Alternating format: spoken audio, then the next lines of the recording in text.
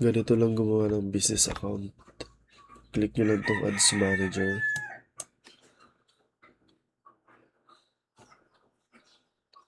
Pagkatapos nyan, All Tools. Punta lang kayo dito sa All Tools.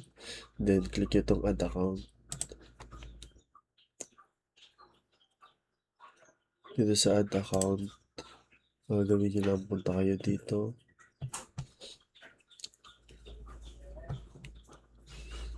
Click nyo to.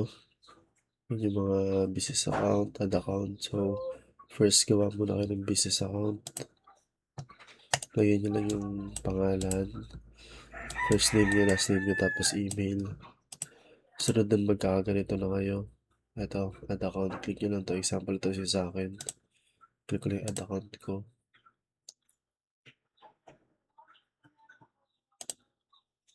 Then, punta lang kayo dito. Punta kayo sa Open Business Settings. Pupunta kayo dito. Create lang kayo.